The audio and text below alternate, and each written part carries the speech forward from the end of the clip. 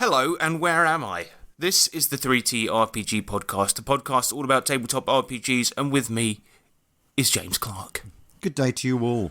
Nick isn't here because his cat is unwell. It's sad times. It's sad, yes. So he will not be here today, but to make up for it, we've got News Punch. We got What You've Been Saying. We got the main subject, which is going to be gaming with brain damage. And we're going to do a new segment called Island Boys or Isle of Dread. And then we're going to go on to the electro letters. Does that sound like a fun? No, it sounds wicked. Okay. Tantalising. Cool. News.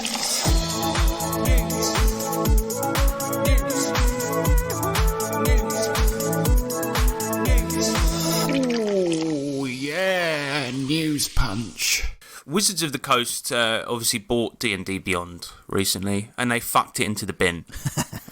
So D&D Beyond, for those that don't know, is an online service with the worst advertising ever, where you can reference PDFs of books you already own that you have to pay for again. It's stupid. It is stupid. And it also allows you to make characters and store them online, and for some stupid reason, Wizards of the Coast recently bought it from its original creators, and now they've started to delist books. Why? Well, they started with Mordenkainen's Tome of Foes and Volo's Guide to Monsters, and they're going to be making various books not available for purchase on the app.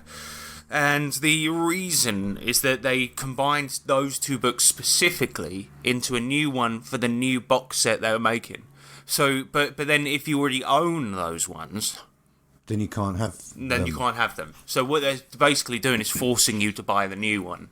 That's dickish, even mate. if you already own the books which contain that content. I don't get these money-grabbing fools, man. Like, why don't they just be like, here you go, we've got an awesome product. Maybe you could pay a subscription fee to use the app, but not have to purchase the books that additional you've books. already own. And then if you had, they could probably verify it in some kind of way that you actually own them, and then allow you access. I don't know. Yeah, or but it'll probably be something like you scan in the barcode. But then if you've bought it second hand, it wouldn't work if somebody's already scanned it in. Well, the barcode's the same, innit? Anyway.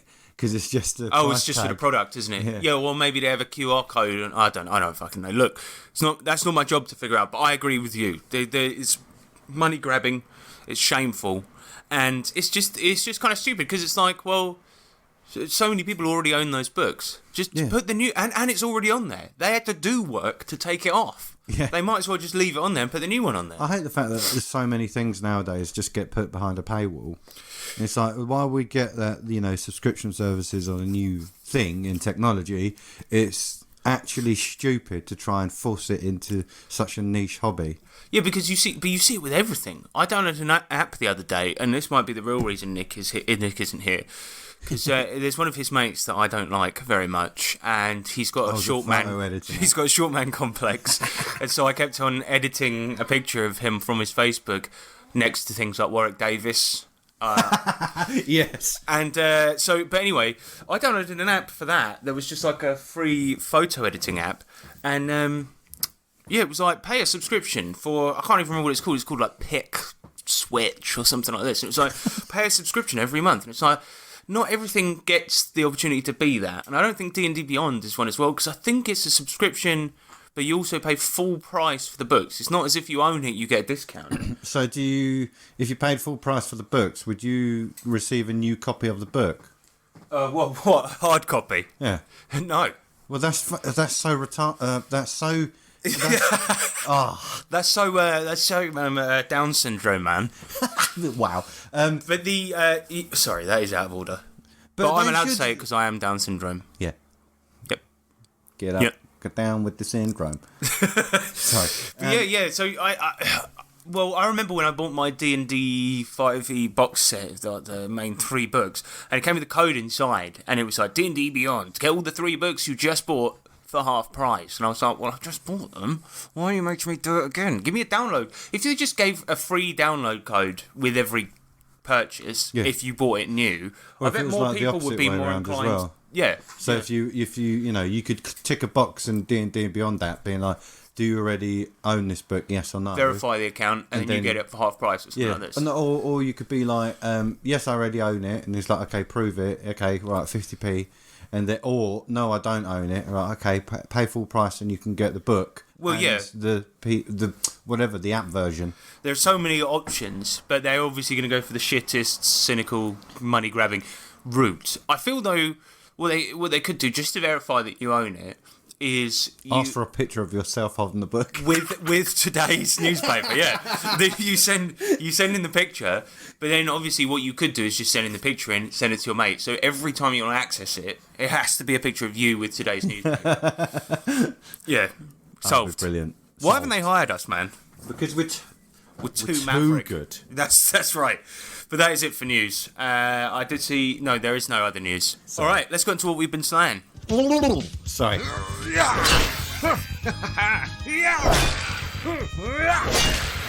One of these. Oi, yeah. What you slaying? Deadlands. The lands are dead. It's chaotic and fearful. That's right. The end. Goodbye. So we've been playing Deadlands, which is a weird West setting for Savage Worlds. The plot of it is that the Force Horseman. It's a tie with Star Wars.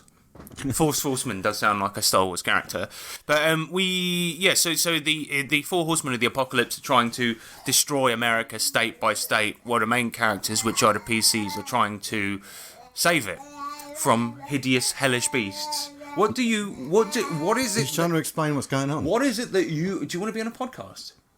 Is that what it is? That's a good idea, actually. We just have a podcast of babies talking. We just put a mic on him. I've got a spare one. But I feel as if that would be really annoying. He's got some good points.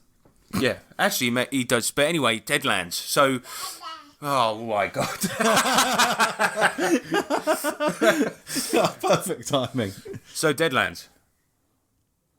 Nope, not doing it this time. Right. So we've basically, it's them hopping from state to state or territory to territory, trying to solve spooky mysteries.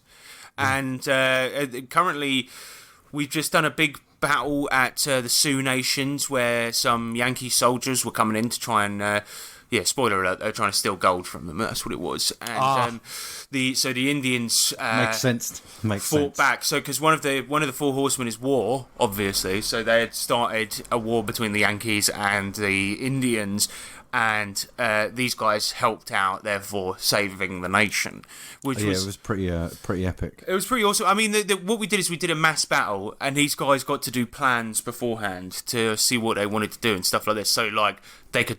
What they did is they set up traps with dynamite, barriers, deflection spells, things like this, and they set up. They modified a plow so that it would like just sort of chew up human bodies. Yes. Got the chief, who's called Crazy Horse, to ride it around, and he was like, "This is amazing!" Like running over loads of Yankee soldiers, like absolutely just chewing them to bits. No, it was awesome. It was really, really great, and like the planning was really fun because I feel like, although it's definitely a mechanic that we've used before, it was sort of it was used differently because when we then played through the mass battle. We played through each segment of the plan. Yeah, so it was using my custom mass battle rules with some bits from the Savage Worlds ones. Well, what I have learned is those custom mass battle rules are good for a lot of games, but I think the Savage Worlds basic ones work just as well anyway, so it's absolutely fine.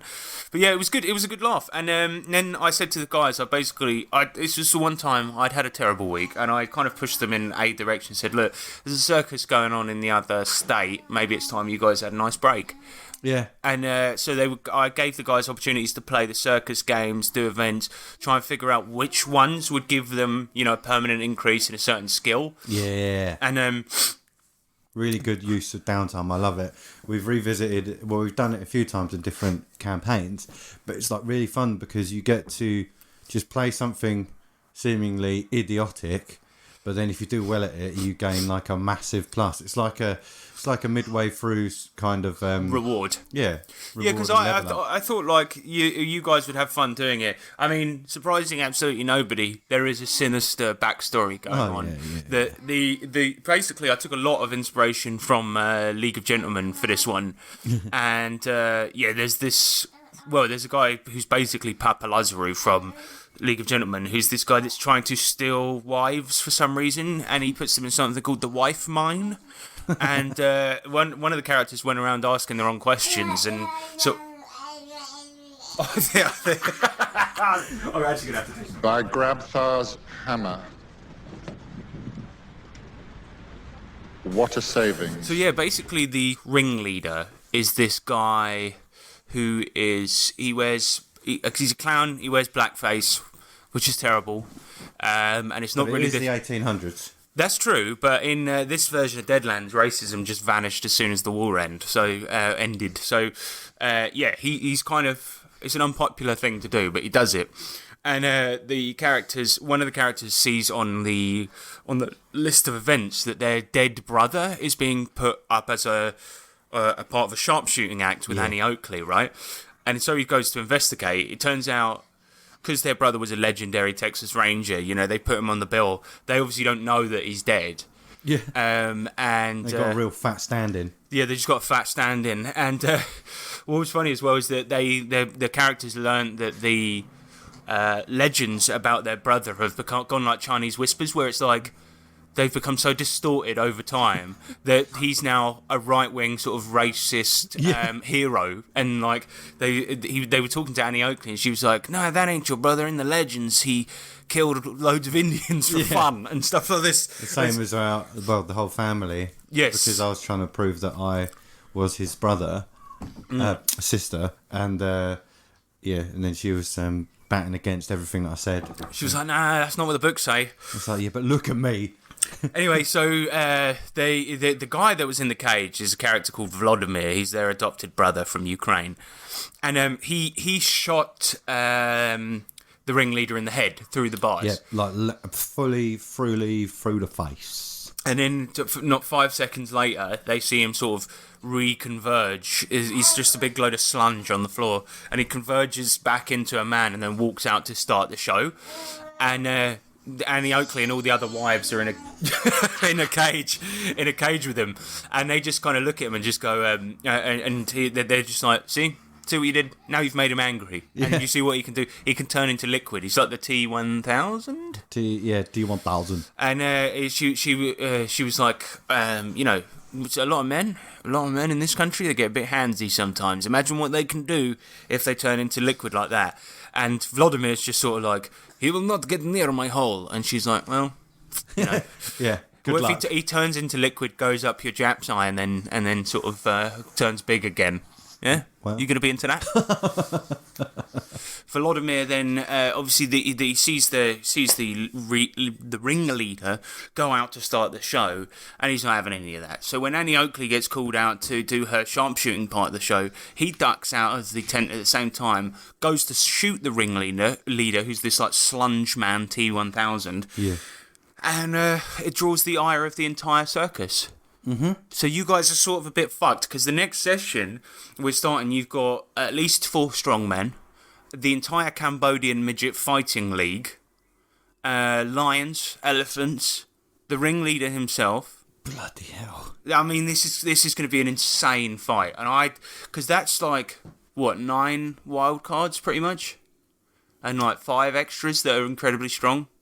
Well, I need to figure out a way how to get Harrison completely pissed before we play. Oh, that's easy enough. Because then you'll be like, I forgot there were wild cards. What would be? I'll be like, oh yeah, I need to go to bed because I'm really drunk. You're all dead. Good night. No.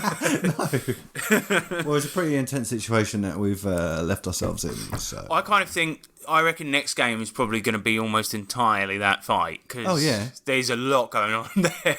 Because I said, like in a circus when he's introducing it, and you have all the people above you like flipping over. That's another thing as well. A troupe of acrobats. Oh God! So it's like so nimble. There's like they're all sort of very skilled people. There's and the freak show. I mean, if they just keep popping up, all the ride operators as well. They're hard, probably. Yeah, they'll be all right.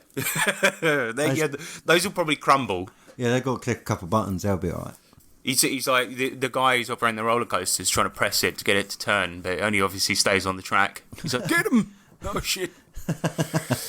Yeah, so that's where we're at with Deadlands, really. The guys are at the moment with regards to saving America. So we're going state by state. It's currently they've got 4 under their belt, and the enemies have got 5. So Oh God, yeah. yeah, so it's moving up pretty well. So we're about halfway through the game thus far, if the pace continues as it is, because obviously there's 22 territories and nearly 10 of them have gone so far.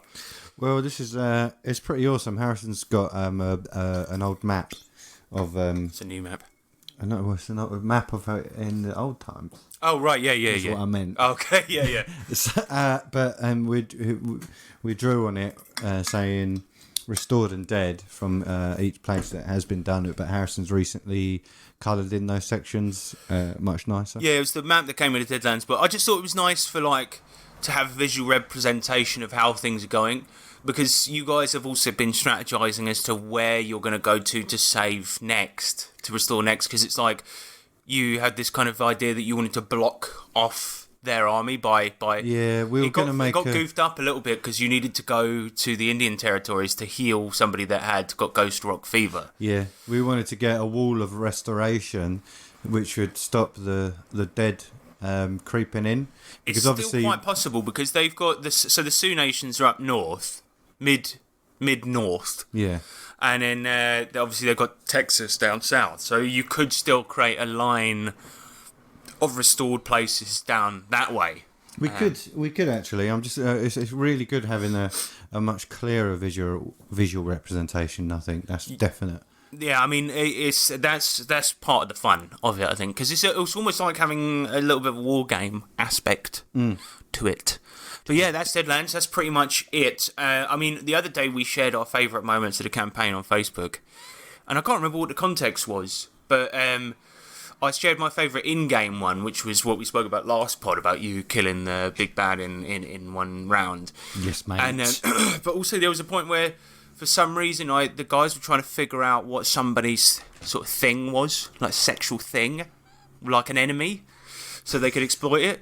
And I can't remember if Sean shouted out foot fetish, and then James shouted out vagina fetish, which it just cracked me up. So I think about it probably every day. I'm just like, that's such a stupid thing to say. It's because Sean was doing his typical really quiet. I know quiet what talking. I remember what the context was. Go on. It's now Shawnee does this thing where he'll shout he'll shout out words when everyone's going mental because somebody's critting or whatever. Everyone's Sean will he'll go boneless pizza, boneless, and then that time he went foot fetish. Yes. I don't know why he does that. But yeah, he's, you could just hear it underneath everyone else. He's like, "Oh my god!" And then he's just like, he'll just say something weird like the lavender house, grater. the lavender house.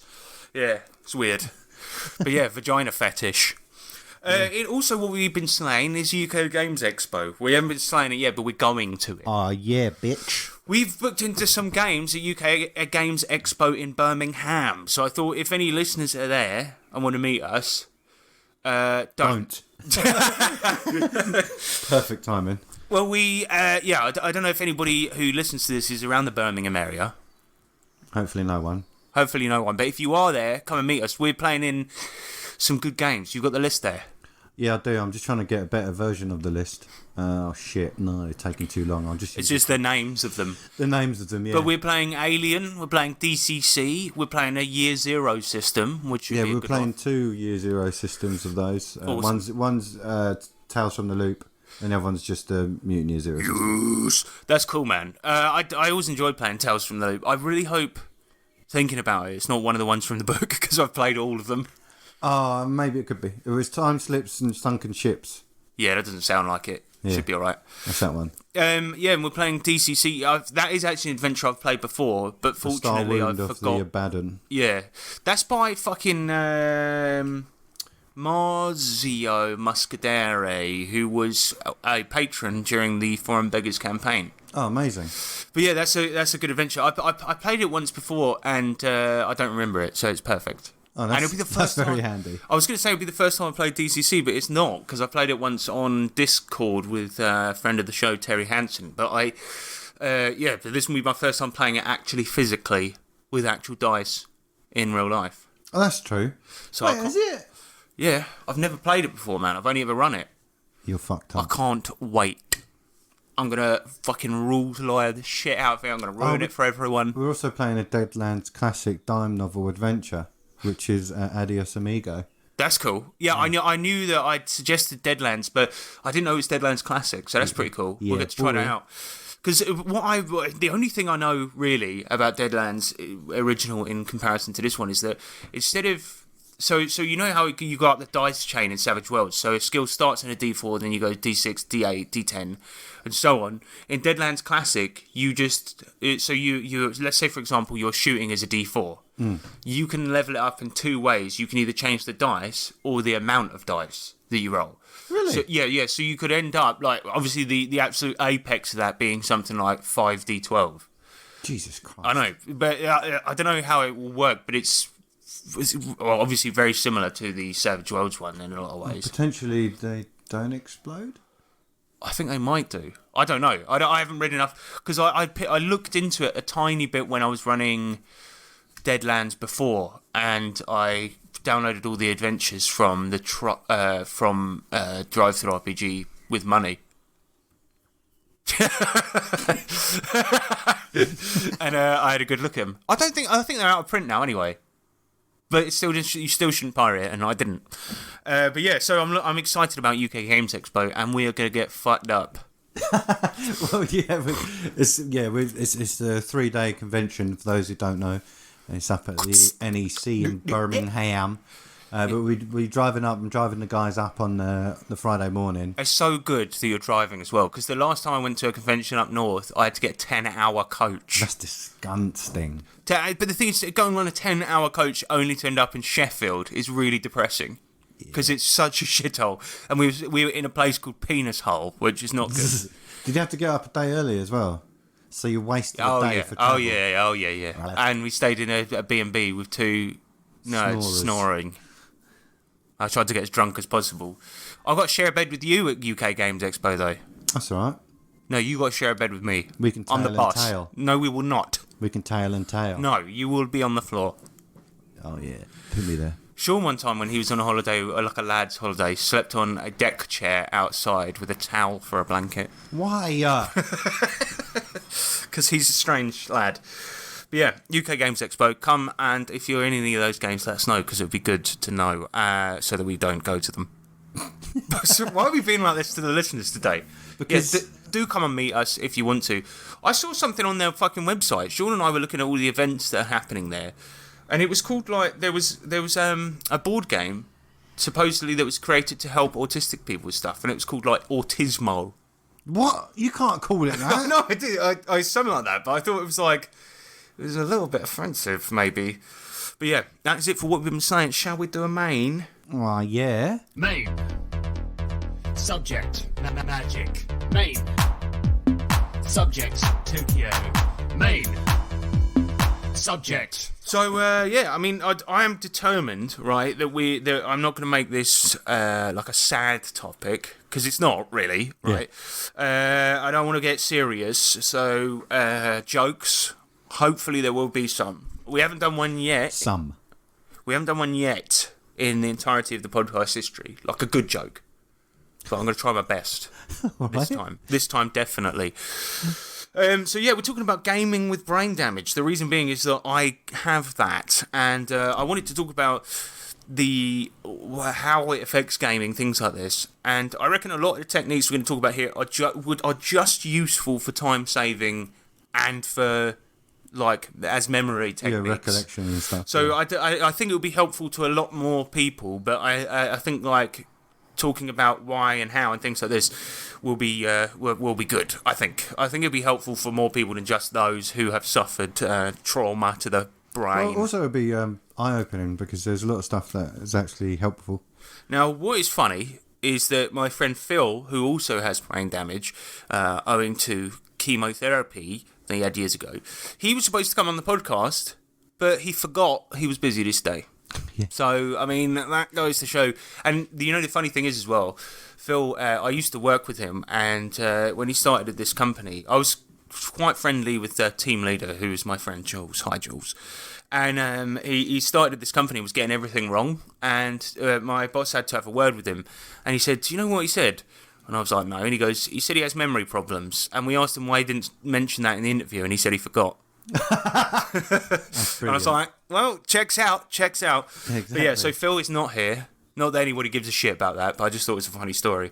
But yeah, so essentially what happened was I think 10 years ago.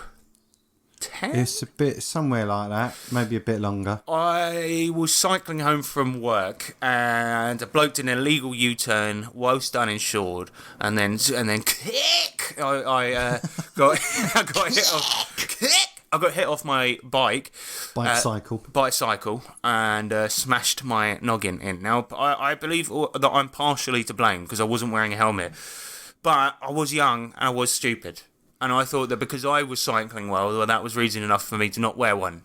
Yeah. But obviously you can't account for... Twats. Yeah, exactly. And then this guy, he cunted me off my bike and I got brain damage. Now, the thing is, the way my doctor explained it to me was that when you have something like that, what happens is like...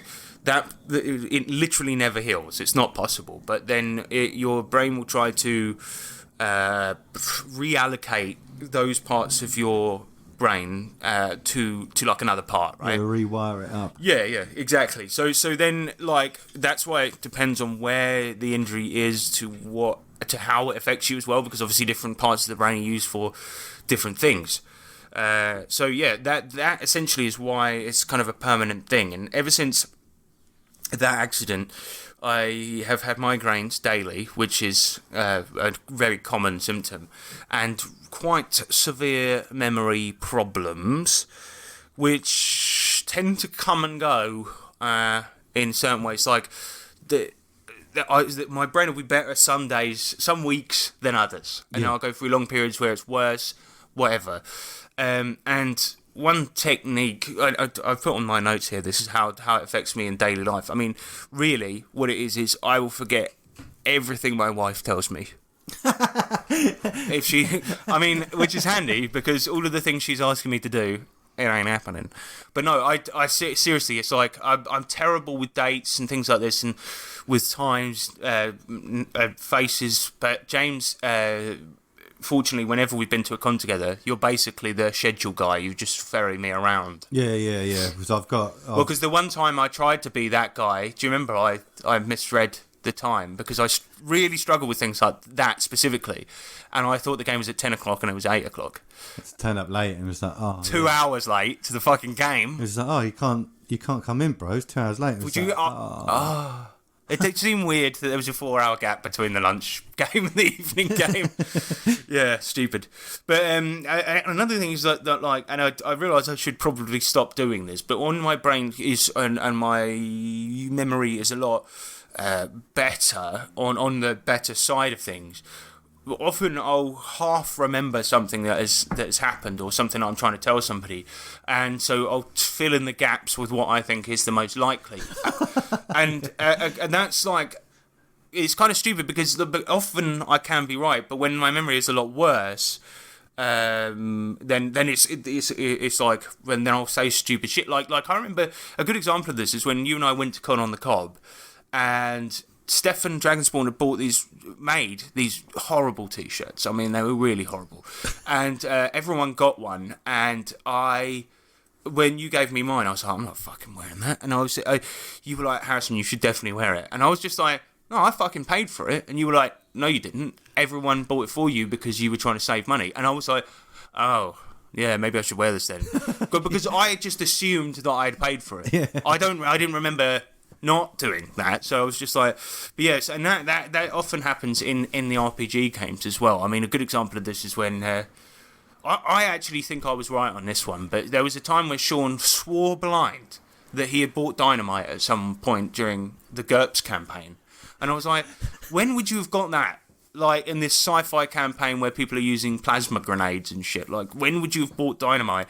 I don't think you would have bought it. And he's like, well, I got it here, man. It's on the sheet. I mean, that could go either way. That could either be Sean just assumed that a shop would have dynamite and just bought it straight from the book, or I've misremembered and gone, yeah, I definitely wouldn't give you dynamite.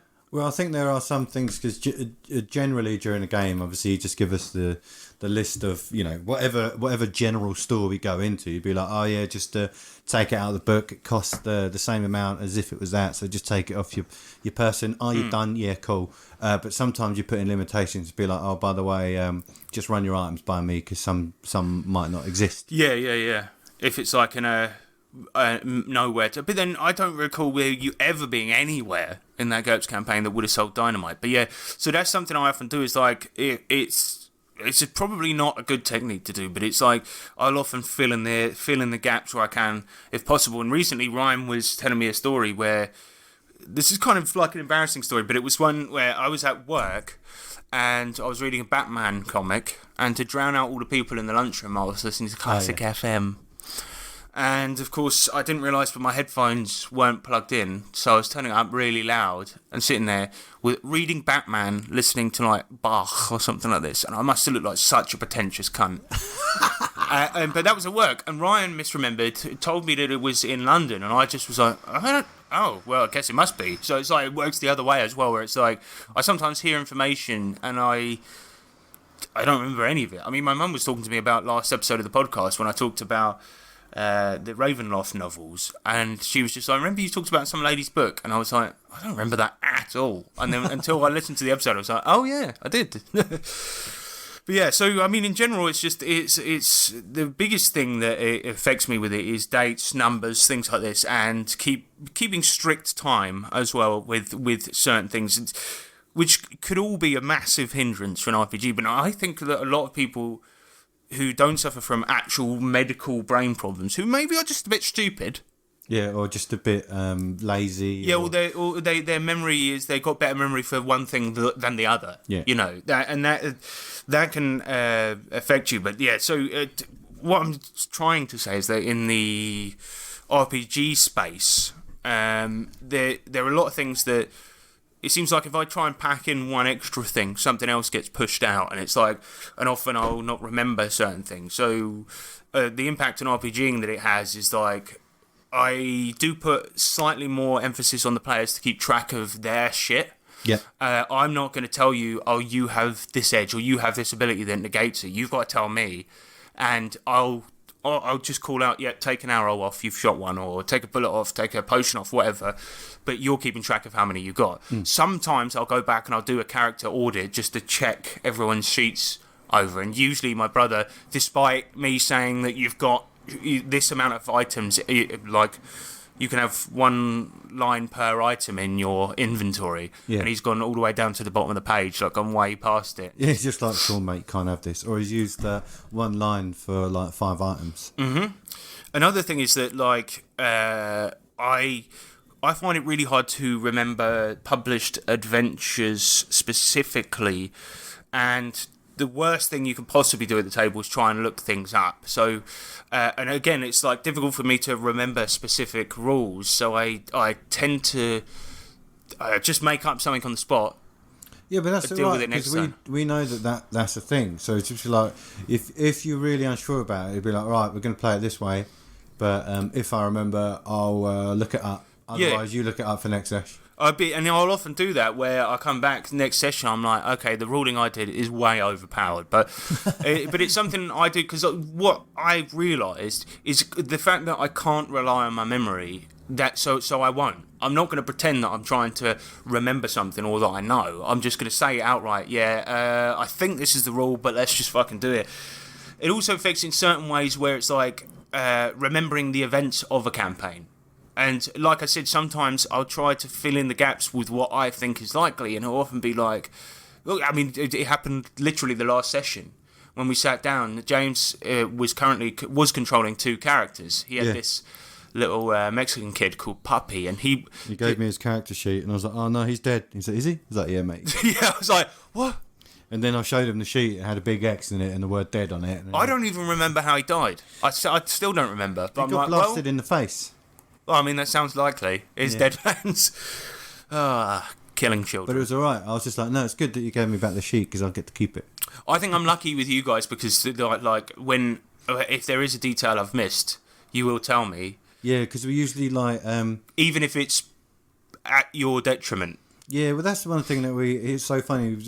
We'll sort of sit there, something well good's happening. Like, everyone but one person's forgot. The person who's, like, say, for instance, doing a role, getting overexcited about something that they've done successfully, and then, say, me, pipes up and go, guys, sorry to be the party pooper, but you got 3 wounds, so that wasn't a success. Well, I'm glad.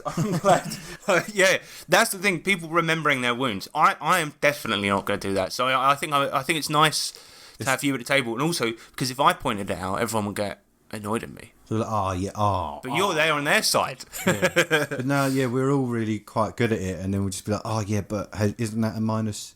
Isn't that a minus? Or is it... Because it helps, because in the cases of where there's pluses, that happens as well. We're like, whoa, isn't that a plus? It's like, oh, why is it? It's like, because of this. Well, exactly, because if people aren't taking account of that, and like, as a GM, it's not something I am really capable of because of. And you're not going to penalise it. That's the one thing I like about it, is that, like, stuff's happened, and then we say, for instance, honestly, this did happen like last session before this week's. Where we were playing for a bit, and then one person, Ryan, just went, oh shit, I've got wounds, I forgot about that. And then we were all just like, oh yeah, we all did, yeah. That's when I just... We've all got wounds. Yeah. But like, I didn't... I had completely forgot that fact as well, and it's like... From the last session, like, I'll even be recapping it, I'd be like, and then of course, a fight ensued, you got your dick shot off, and you got a gun shoved up your bum, and then it's like...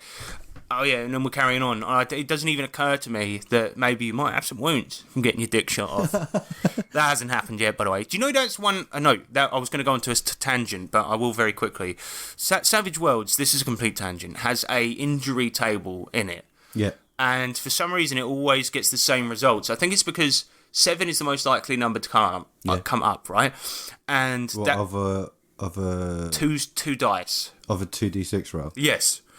So, and it's always guts, and it's always one where it's busted, battered, or I don't know, cunted guts or whatever, right? And it's like every time we get it, somebody rolls an injury, and everyone at the table goes busted guts, and it's like it's your boy busted guts. But one of them is unmentionable, so you get shot in the unmentionables, in the vejeje or the chinnes, or the in the guacamole. So that's brilliant. But yeah, sadly, it's always Busted Guts. And I thought, for a comedy-based Savage Worlds podcast, Busted Guts would be the perfect title. Oh, it would be really good, man. But anyway, so, essentially, just to boil it down, is that my memory means that I struggle to remember what happened last game. I struggle to keep track of specific numbers and things like this, and often forget rules. And that is pretty much it. And obviously the things with people's characters, I can't remember all the abilities you have, but I'm fairly certain no GM can do that. But I used to be maybe better at it, I don't know.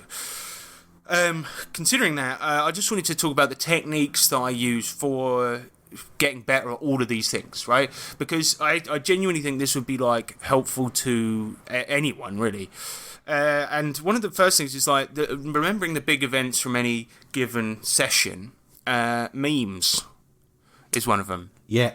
So take all the big moments, all the moments that matter. Go on. I think it's called Image Flip, and they've got meme generator on there, and you can upload your own templates and things like this. And I'll often just make memes of the big things that have happened and post them to the group. Yeah. Then the people find them funny. Hopefully, sometimes they're quite good. Sometimes worse. But you know, for example, there was a point. This isn't even to do with the actual game, but there was a point where Sean in one of the earlier sessions of Deadlands, he was like, "No, we're going to go back to Arizona because there's a portal to hell there." And I was like, "Sean, there isn't." Right. First off, it's saved. Second of all, there's no such thing as a portal to hell in Deadlands. And then he was just like, oh, I think that might be an anime I watched. And so I made a meme of it with that guy who's sweating, choosing over 2 buttons, and it was like, watched an anime recently, happened in Deadlands.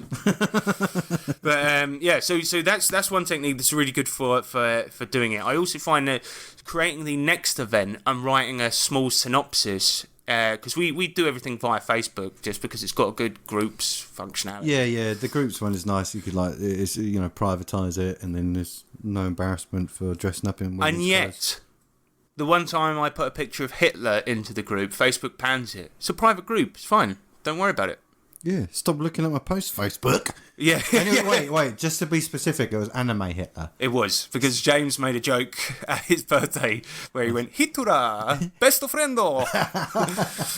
and so I posted a picture of Anime Hitler, and it was like, I think it's impressive, actually, that they recognised the anime version of him, like their algorithm. I also posted a picture of a demon that had tits once, and it was like, you've been banned for 6 days. What, for posting it on my group with 5 friends? A private group. But yeah, we used that, and we set up the event each week. Even though we're mostly the same time each week, we always set up the event, see who can go, whatever. It's quite nice, though, because it's, it gets us riled up. And it keeps a record of it. Yeah. But yeah, it creates hype, I think. When you see that, and then everyone's like, yeah, and then we talk about going to the spoons. But so basically, after I've finished a game, in order to stick a lot of the events in my brain box, what I would do is I'll get home, create the next event straight away, and put a very small synopsis in there, like... But mostly that's kind of targeted for yourself as opposed to us. Yeah, that's exactly right. That's exactly brilliant. right. But the thing is, because a lot of people talk about taking notes at the table, and Hey, it's fucking hard. It's so hard. I can't do it. I used to be an avid note taker. Like, Even as a player, I struggle. Yeah, but as a player, I loved it. I did it loads. When I did that short campaign, I did it then. But it's really difficult to do it as a GM for definite. Because you've got so much going on already. If you're stopping to take notes, if you're the type of person like a fucking teacher or something who can take notes and talk and think at the same time. The only way that you could take notes at speed is if you knew shorthand. Well, I actually looked into that. But it's much harder to learn than I thought. It's ridiculous. It's these weird lines and dots and all this shit. Yeah, Millie knows somebody that does it. And there's also 3 different styles. So there's one that you can interpret later, but there's also one where you can only interpret it having done it within the hour. Because it's very broad and loose and things like this. And that means it's kind of for if you're in a meeting, then you're typing up minutes straight after the meeting. Oh, mate. But I looked at it and I was like, no, I'm not fucking learning this, Justin. But taking notes, Nick does it really well, actually, which is a shame he's not here because he doesn't take stringent notes. Like, he doesn't say, and then he kicked him in the head, and then he shot his dick off, and then he put a gun up his bum. What he does, he moments and keywords, and he'll just put gun, arrow, bum. Things like this, and then he does little sketches of things as well, like that he finds visually appealing in his mind's eye kind of thing. And I think that's probably the best way to do it, but even that I do struggle with, because it's like the amount of shit I've got behind my screen during a Savage Worlds game, because there's so many little props and things like this. It's like, now I have to sit and take notes. Well, I quite like single sheet character sheets are my favourite because you can have on the fly notes on the back, and by on the fly I mean usually I will put every player's initial on it and then put their character name next to it. I noticed that, yeah. And then for 2 is that if something is remarkable or we need to take note of it, if no one else has done it, then I will write 1 sentence or something. But it's fortunately at our table, with JT, he does it. Tobuscus he's similar to Rain Man from Rain Man. Like, he's got a very good memory. Yeah, very good. He can. And actually, Nick has as well. Like sometimes Nick brings up things from like 8 campaigns ago that I've completely forgotten, and it'll be like some joke that I've made or something like this, and I'm like, that's really funny. My wife actually does similar, because she often shows me videos that come up on Time Hop of me doing stupid shit, and then I'll laugh at it, and she's like, you're laughing at yourself, and I'm like, yeah, but it feels like a different version of myself because I don't remember doing that at all, and so I think that's all right. I'm laughing at something that was funny done by a different me. But yeah, fucking. So my advice with note taking is not really to do it at the table. Like, make the memes, like I've said, for your group, and also like put this little synopsis on there as soon as you finish the game. Then it sticks in your brain. Doing it at the table is going to be really hard. Like, unless it's like words, just single words. But then highlights. I've done like notes similar before, where it's like I'll just put down a couple of things. But I remember once there was a point where Ryan licked a poisonous toad in Lamentations of the Flame Princess, and I was trying to do that, like just put a keyword so I don't forget that. I want it to come up 3 games later. Oh, you suddenly start feeling sick, and I just put down the words Ryan licked. And then obviously somebody else jumped in and went, right, I want to stab the frog or whatever. And fucking, I looked at it the next week and I was just like, what the fuck does that mean? And I was Ryan like, licked. And it was only like after the game had finished, I was looking back through my notes and I was like, oh yeah, he fucking licked a toad, didn't he? And I was like, why did I write just Ryan licked? Because it wouldn't have been much more effort just to put toad next to it. It's only 4 letters. But yeah, so I do think notes are important, but maybe take them after the game. Like, I mean, during Cyberpunk, because there was a lot of moving parts and things like this. I mean, Deadlands is a lot of Monster of the Week type adventures, so it's kind of different. But in Cyberpunk, it was one big adventure, and it had loads of different gangs, loads of different moving parts that were happening behind the scenes.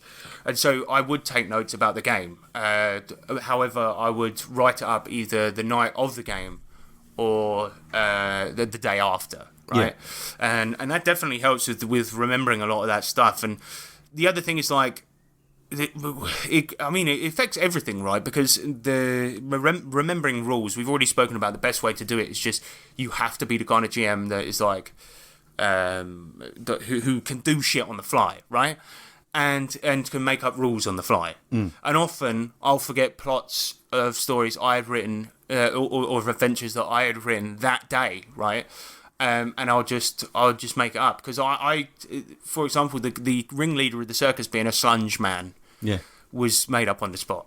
But I actually think it's quite a good bad guy. Yeah, very good. Because I couldn't remember. I knew there was something about him. Well, because we spoke about the T800 and T1000 recently. That must be where it entered my head. So it definitely fed into your head at some point. It's like the Swamp Donkey. I was clearly thinking of Shrek, which I do often.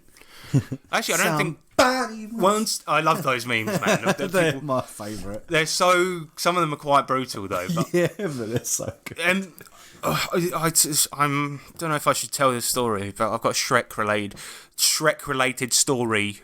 That's a jingle, by the way. I'll just put some reverb on it or something. But my niece, right?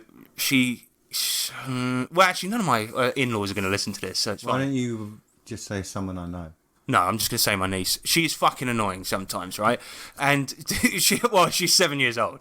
And it can be one of those children, you know, that's like very demanding. I want this, I want it now. Oh, I'm going to throw a hissy fit and stuff like this. And she was insisting that we all watch Encanto with the lights off. Nobody makes a single noise. And even if somebody's like, can you get me pass that glass of water? She'd be like, shut up! And then like get really angry. And so I took it upon myself to get petty revenge against her. This is so bad, but she was getting on my nerves.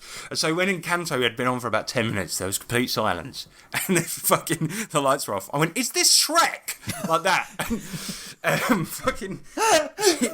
she got really annoyed, and she was like, "No, shut up!" And then I was just like, I sort of, waited for 5 minutes longer, and then the big character from Encanto is a sort of a big beefy woman. I'm like, no, that's Shrek there. And she went, and just went to the other room.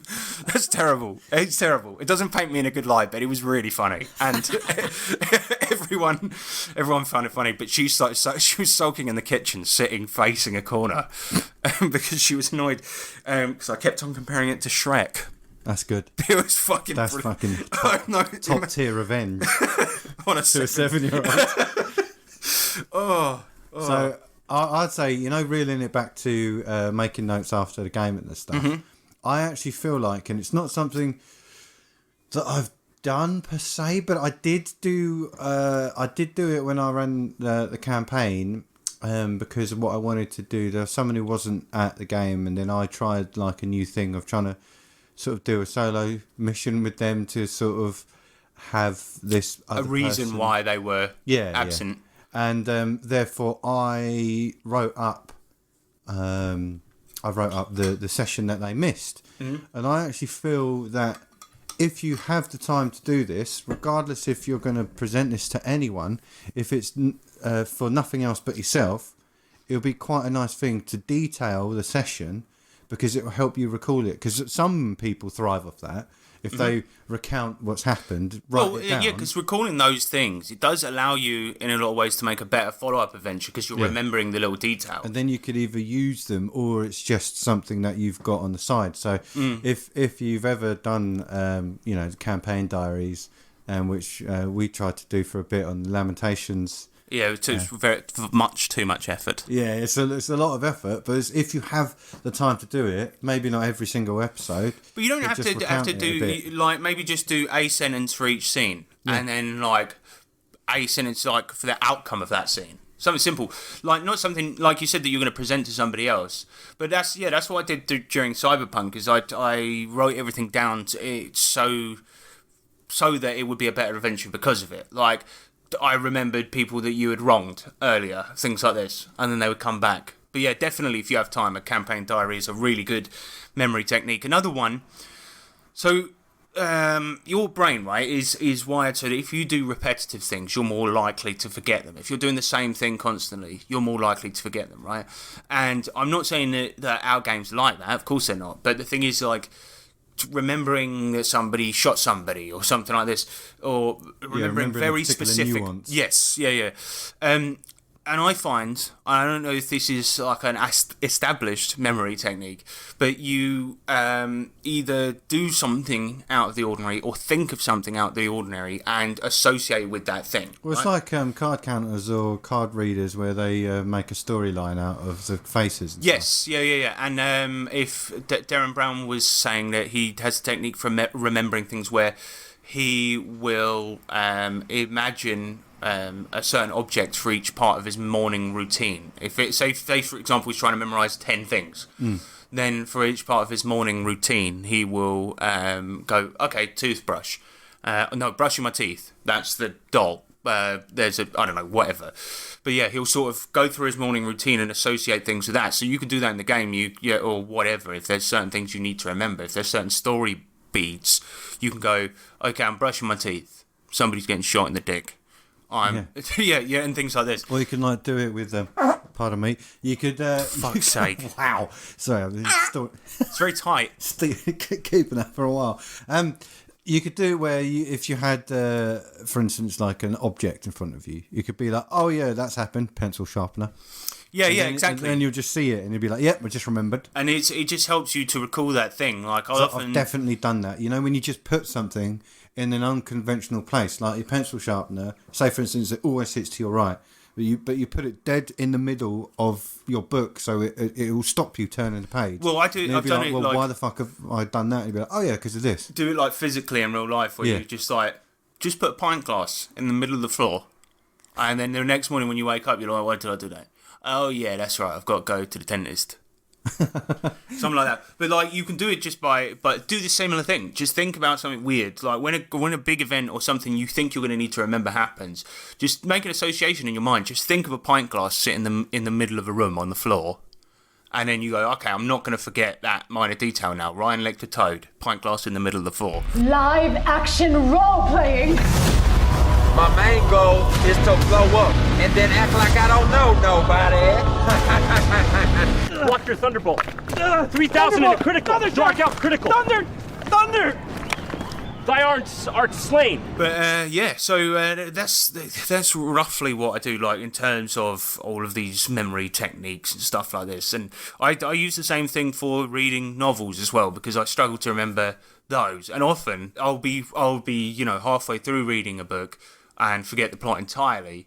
But then as I start reading it, I'll start piecing it back together again. And I have to recommend very, very massively Ken Follett as an author, because his books, right, because they're so long, clearly the editor's gone, right, nobody's going to remember this minor character from the start of the fucking thing that hasn't been in it for 900 pages. So it'll be like, he'll reintroduce him kind of. He'll be like, I went to go and speak to Drang, the owner of the pub. And it's like, cool, thanks, man.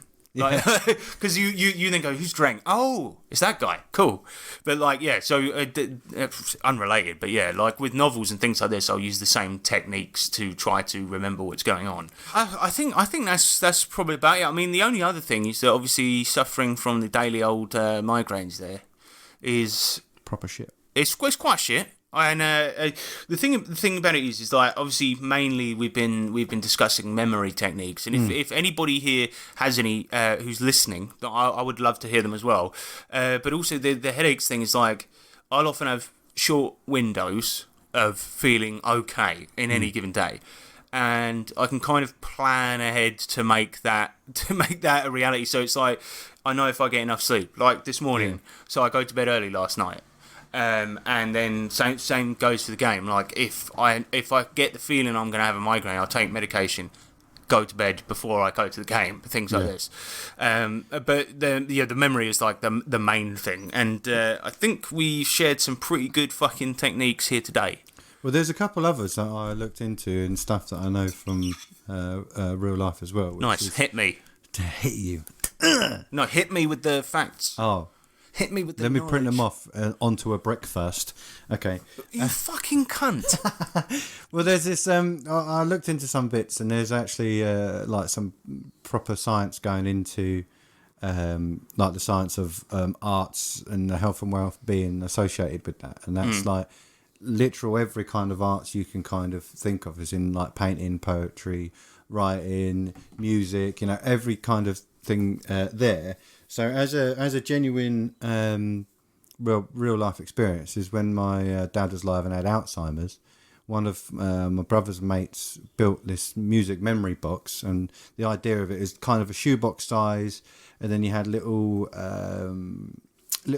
molded pieces of clay that you like painted up, and they had RFID tags in them, so that you could one look at the like the little model of whatever it is to try and stimulate memory. Two, put that RFID tag onto a podium within the box, and then it will play a song. That's pretty cool. So then it was all to bring your memory back to what you remember about that object, why it's because music is like really powerful for memories. Yeah, that's like it's so. I mean, I saw something. You sort of. I remember visiting your dad with you and like seeing the difference where it'd be like completely non-responsive, suddenly a song goes on and he's having the time of his life. Although it was quite funny because you were playing him a section of his favourite music and then also Infected Mushroom. It's psytrance, but he was loving it, man. Yeah, it's really good how it kind of stimulates the brain and stuff. But so that's one technique that could be quite useful, because I find that some cases, so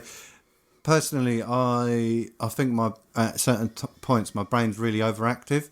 I love listening to music, and I mean the music I listen to is absolutely obscene. Some of it, it's like you can't sit there, you know, like when you're sitting there driving to work, whatever, like a meme. It's like me listening to songs about rape, pillaging, death and murder whilst and then looking like this whilst driving into work for my 9-to-5 job. And it's like that kind of stuff where I could happily sit there and listen to like hard style and sort of like death metal and all that really, really, like, I don't know, kind of desensitizes you because it's so much going on, but then it helps you concentrate.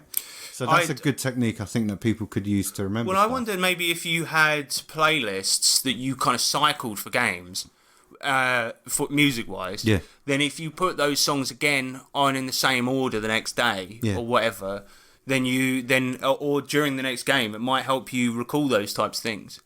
Well, I think for definite that may work, because there was I remember years ago I saw a video of this guy who similar to what we just touched upon, saying my dad being unresponsive, but there's this old dude in a care home, and he just looked vacant. Really, it just looked vacant. So what they did is they played him some music, and they provided him some music therapy, and they just sort of played it for like a few minutes, and he sort of slowly he started to sing along to the tracks that was being I remember that, yeah. And then like you take the headphones off, and then you held a full conversation with him, because he didn't have Alzheimer's or dementia.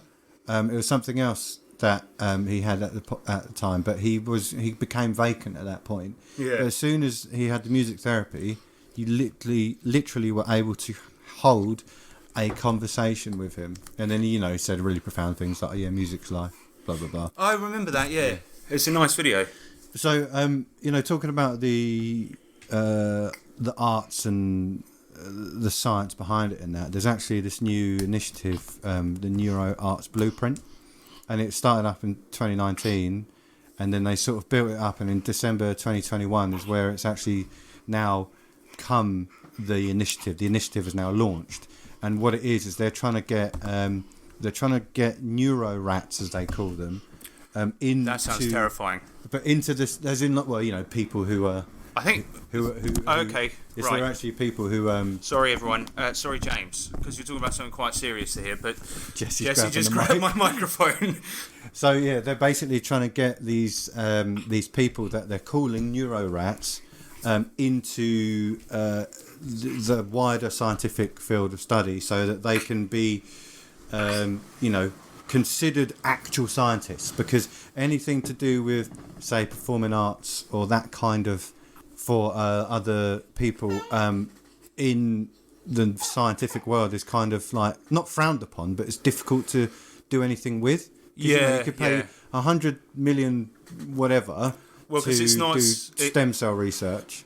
But then somebody... To do this, it's like, it's difficult. It's a shame, really. I mean, they do, because there's like... in my wife's hospital, I mean, it's not memory related, but in her hospital where it's for lungs, they used to do like singing therapy to help with breathing. And it's like, but now they just don't fund that stuff. You've still got a Catholic priest roaming about there who's deeply weird. Mate, singing therapy fucking works though. I know. And it's obvious because there's so much more to it than just singing.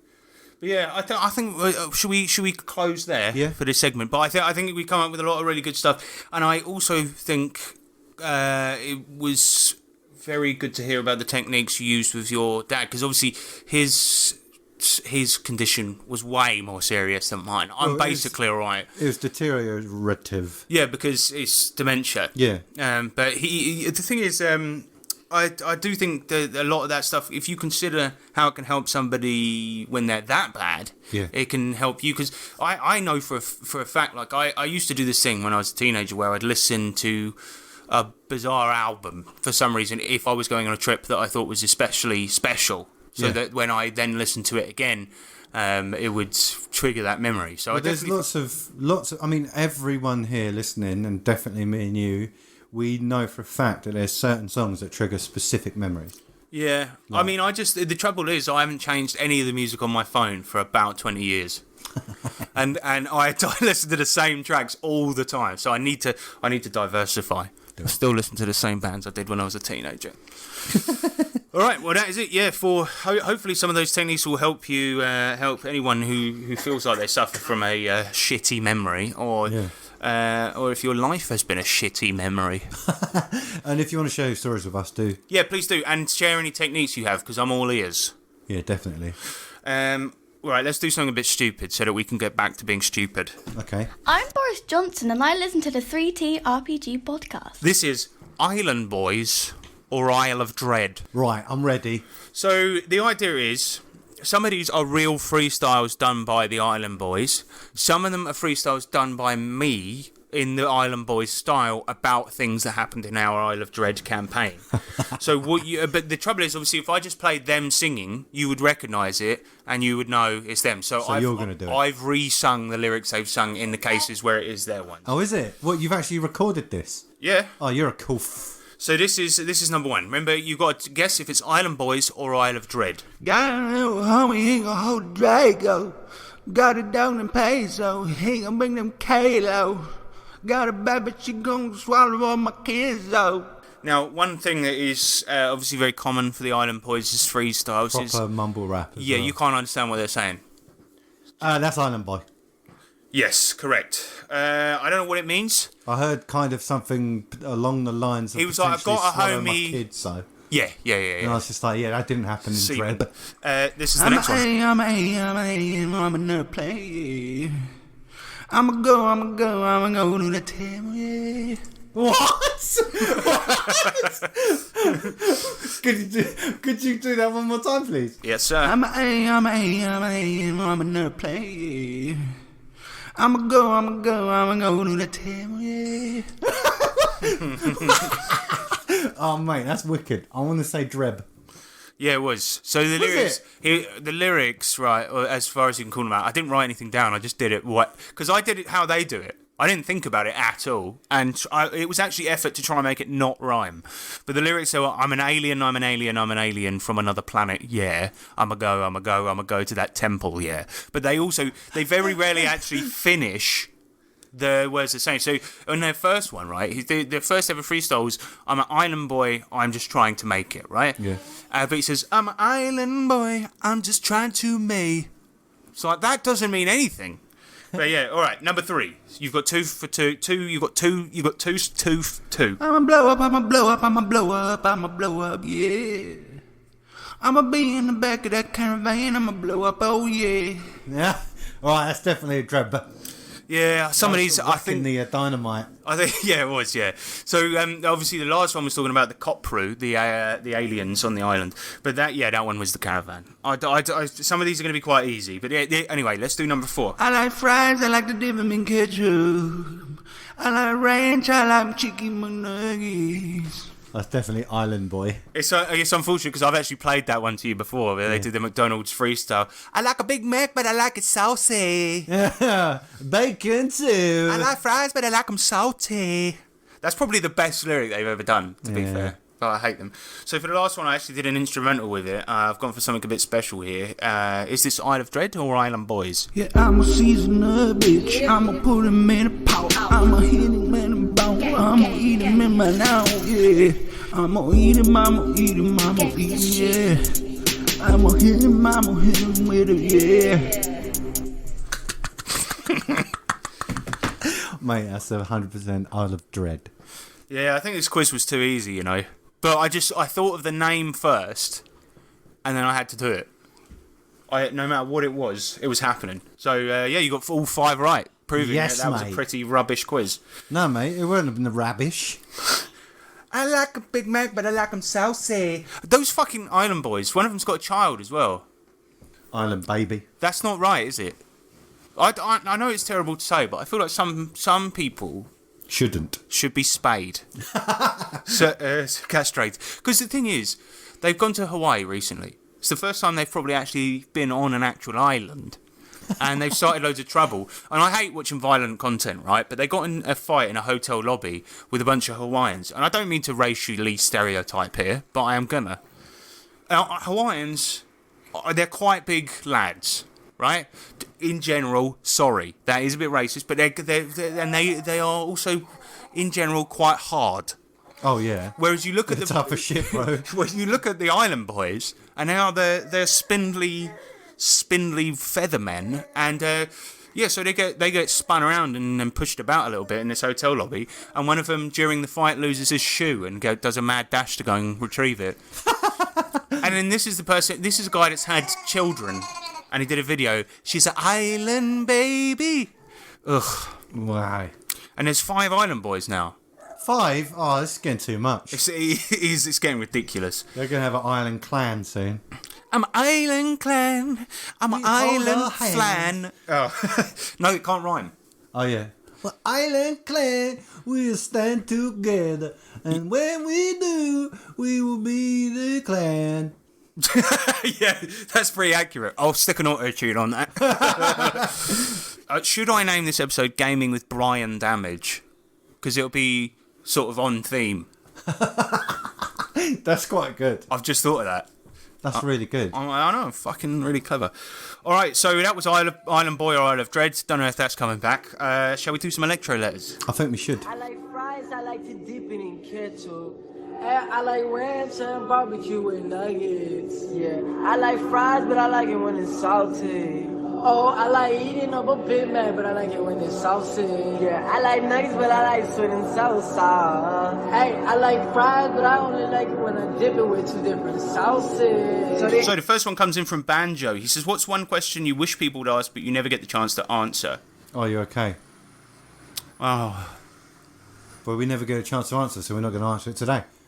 The answer is yes. You okay? Yes. I like that you had to think about it there.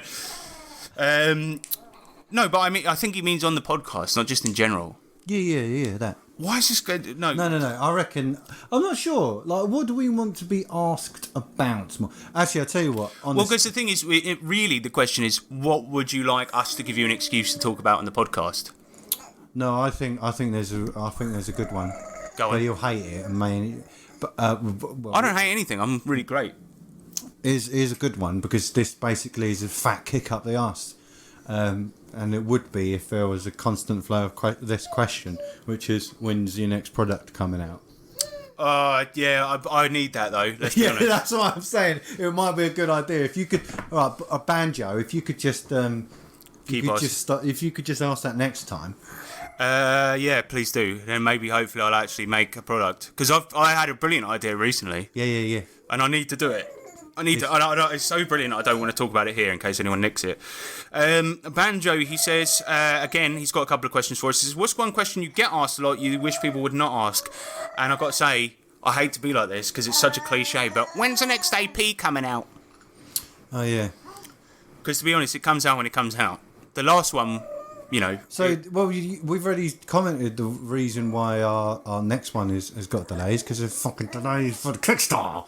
Yeah, never buy anything off Kickstarter. It's only disappointment. No, it is. It really fucks me off. Kickstarter really infuriates me. Some products is just like, yeah, cool, I backed this 3 years ago, and you've definitely forgotten about all the pledge behind it. So, I just now have to make do with the piece of shit you give me. Great. Yeah. Cheers, mate.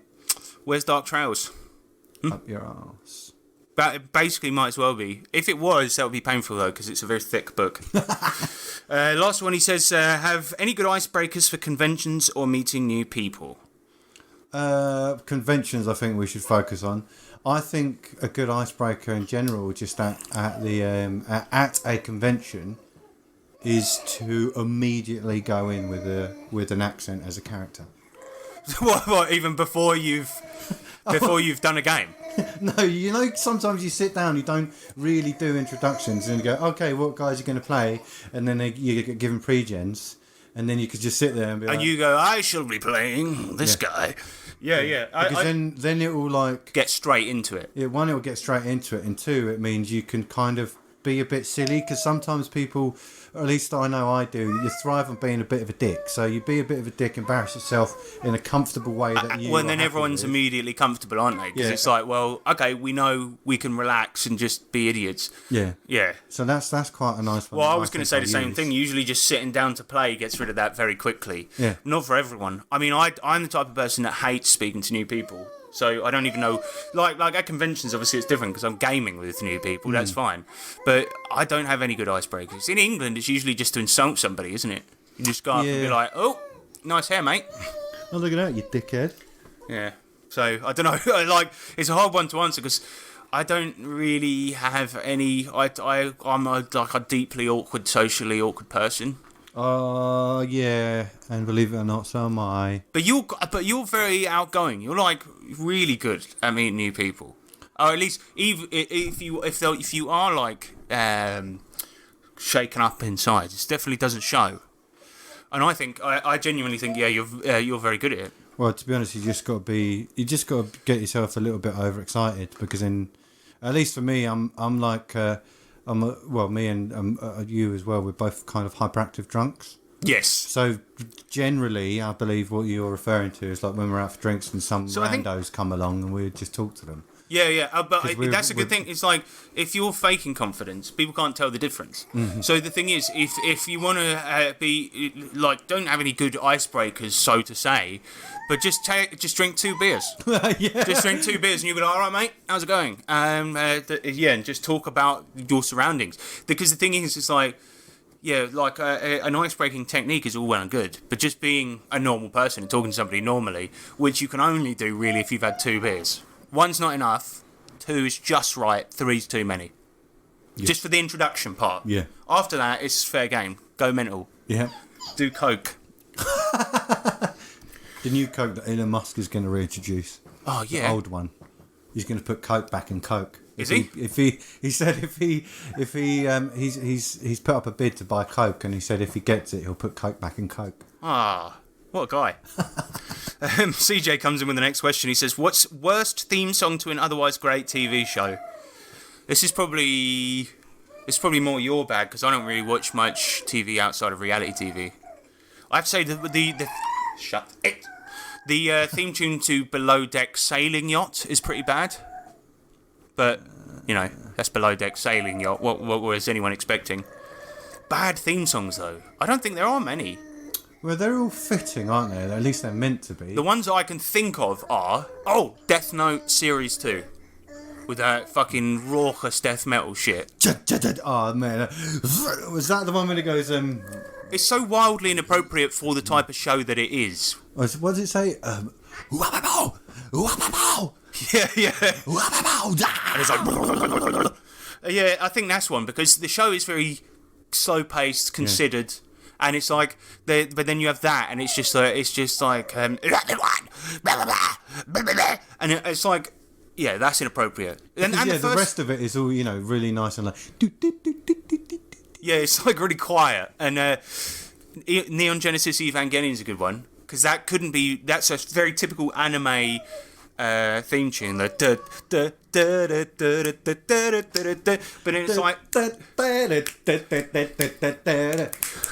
it's like got really adult themes and things like that in it. But it's like then you get this. It might as well be the theme tune to like Pokemon. Yeah, exactly. Yeah, that's another good one. But now it's like a shit theme tune for a shit show. Yeah. Yeah, anime is like pretty bad for that, I think. Oh, you can always just ease up an anime intro. I don't think I ever watch the show's intros for anything anymore, though. Like, I watch it on the first episode, then I'll just skip it, so I don't really remember too many. Yeah, I do that too. Definitely. There's some where it's just, like, I really like the shows where their intro is, like, 10 seconds? So you can just let it play. Breaking Bad was a good example of that. Like, to be honest, after a long amount of series, that grated on me. Yeah, fair. So there's one. if that's anything. It was a good one, but you just heard it too many times. Yeah. It was just like. Yeah, that was a good show. Yeah, it was. But it was one of those era shows. I could never watch it again. I couldn't watch it again for the sole reason that it's 5 bloody seasons long. But yeah, okay, good question. Worst theme song, Evangelion, Death Note. Lassie, he says, do you play any board games? If so, what are your favourites? My answer to that is no, not really. I've got quite a big collection at home, but I don't... You've got a lot of those like family type ones. Yeah, I've got a lot of like quick ones, like Trash Panda's a fun one. Exploding Kittens. I like that one a lot. I've played that with you a couple of times. Munchkin is good. I fucking hate Munchkin. I've got a good expansion for James and my wife are the two most competitive people in the world. But a lot of Munchkin is arguing about what the cards kind of do. And I play it quite nicely now with Fiona and Layla. Didn't you make your daughter once flip the table? Oh no, she got upset and then she didn't flip the table, but she like chucked all the cards on the floor, swiped them off the table. I mean, it was like. But the last time I played with James and Millie, it was basically like when it got to their turn, it was like I'm using my shield, right, and then I'm both really assertive, and I was just like, I just want to die. That was back when I don't like board games very much, to tell you the truth. But there's a couple that I like. Like I like Exploding Kittens. I think it's really a lot of fun. Carcassonne is another one I really like. Oh, that's really good. Yeah. There's also, I've recently acquired Wingspan, which is like, it's about birds and eggs and stuff. It's kind of like a... I think I've heard of that one, It might have been from you. It's quite good.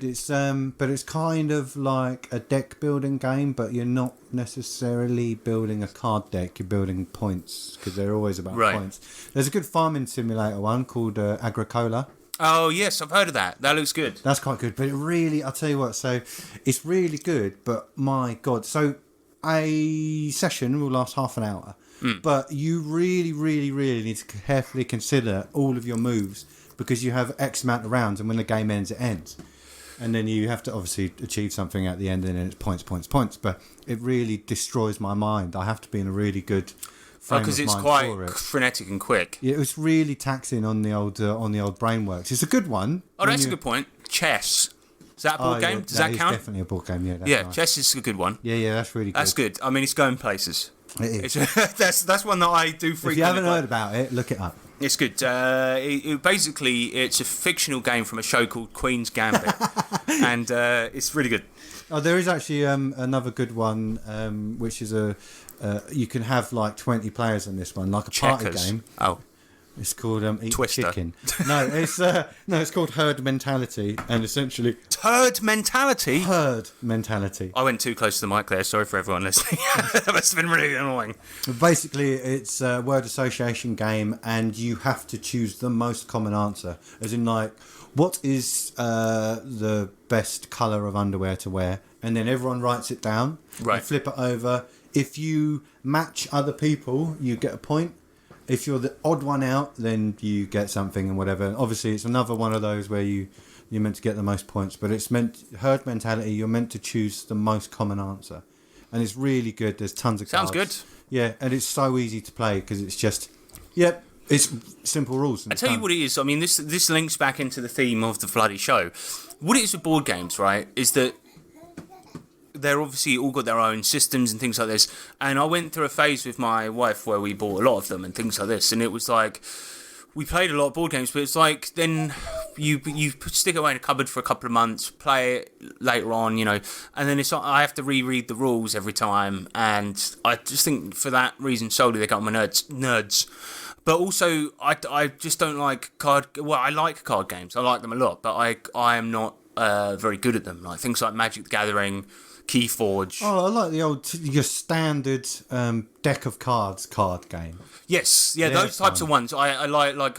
My favourite is bullshit. Yep. I actually think it's a much deeper game than it is because it's about trying to get your opponent to guess the amount of cards you put down is wrong, and it's like or what card or whatever. But it's like you open up a round, put down.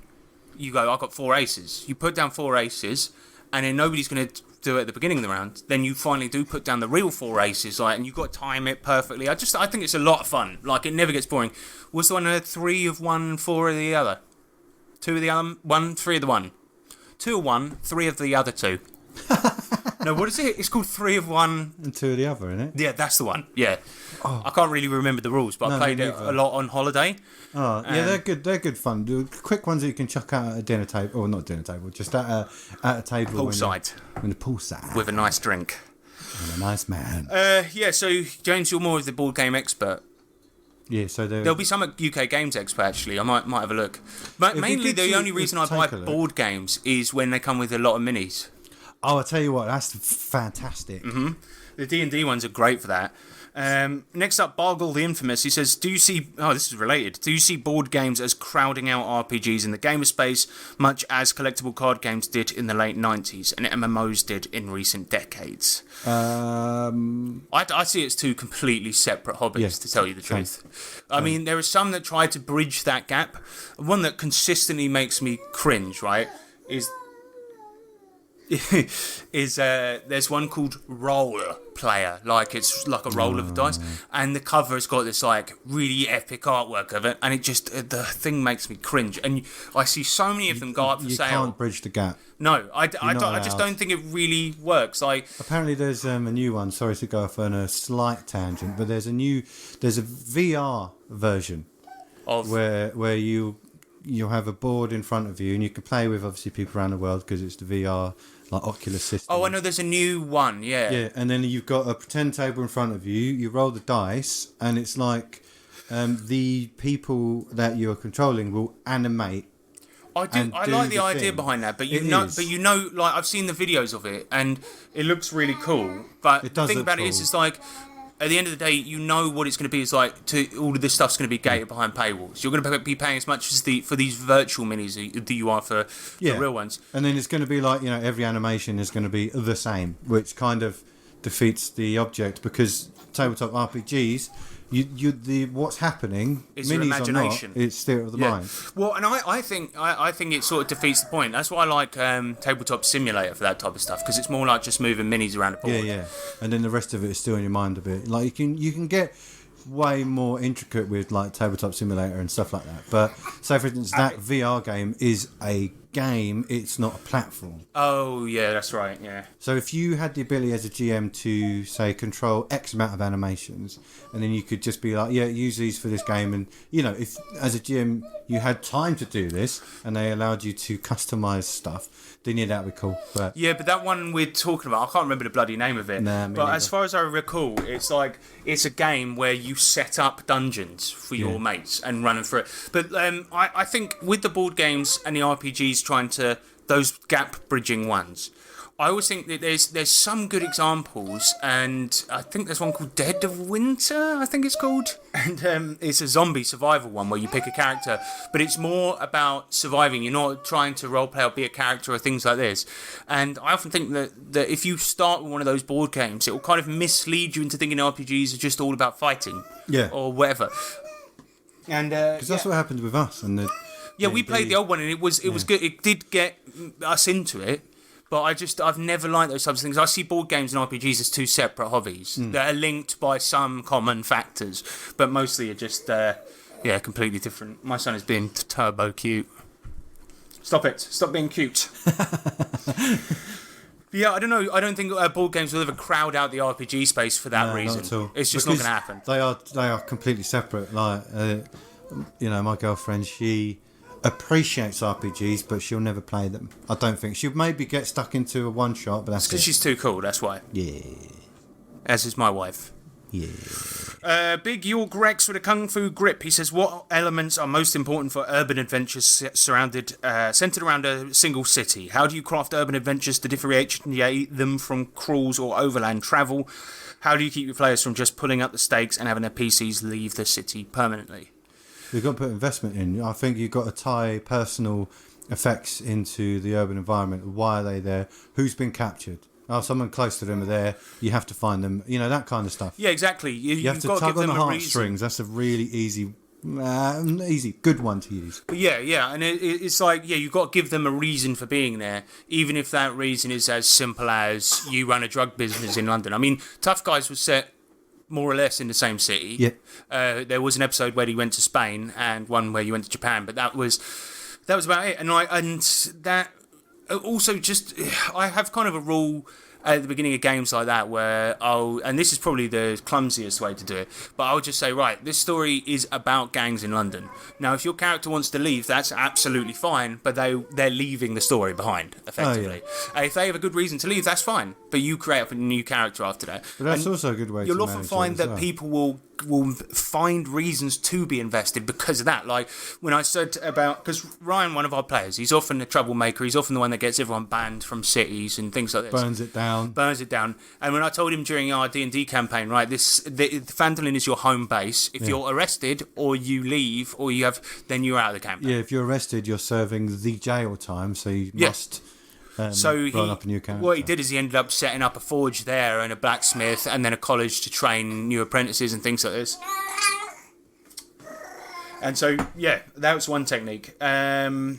I also think within Dirt Boy Blues, the fact that it was nothing but wastelands outside of the cities, and the city was because we worked there and there was no way out really. It was such a grim reality. Poor that we couldn't leave. So that's another angle. But that's often this case with Lankmar as well, because Lankmar is like, A, quite far from any other settlements. B, it's a scummy city, and most people are going to be poor as fuck there, and you're constantly getting robbed. And you're constantly getting stabbed. Well, think about Mutant Year Zero as well. I mean, we were in a prison. We were in a place that was completely guarded and there was no escape. So maybe you could just do that. That's a good way to... There's no escape. So the ultimate goal is to escape, but it's going to take resources and time to do that. But even if it's not the ultimate goal, even if it's like a background thing, like if you're talking about like something like a Judge Dredd type setting, right? Yeah. Maybe, because that's very dystopian, a bit like what's going on in China at the moment, right? So you could just say, there's currently a disease, so nobody's allowed out of the city, and doing so is punishable by death. It's clumsy, but then, people are there, they're going to have to get invested because they'd rather not die. Yeah, and it can also... Or if like you said, the focus of the campaign does become, we got to get out, then at least you've got something on your hands. Yeah, and it's good. It'll allow you to put up interesting barriers to succeed, or interesting barriers to overcome to get to that end point. And and I also think he asked why, like, how do you differentiate city-based adventures from dungeon ones? And it's like, I suppose it's more about social things definitely, and single encounters rather than dungeon crawls, isn't it? Yeah, because Dirt Boy Blues, you look at that. There's nothing even close to like something like a dungeon crawl in that game. Oh, the only thing that we did that was close to it was when we went through the vents. Yes. Oh, when that's true, but also when you went through the police headquarters and the city. But then the thing is, essentially, that is a dungeon, but it's got a different flavour to it. But, yeah. And when we were, and the only other thing that was when Nick was going into the metaverse. Oh yeah. That was awesome. Well, that is, but I mean, that's just wicked. But I shortened that anyway, because often RPGs will do it like that, where it's like a whole separate universe, and you run a dungeon within it. But it's like, do you really have to do that? Just keep it to one role. Yeah. What on earth are you doing, man?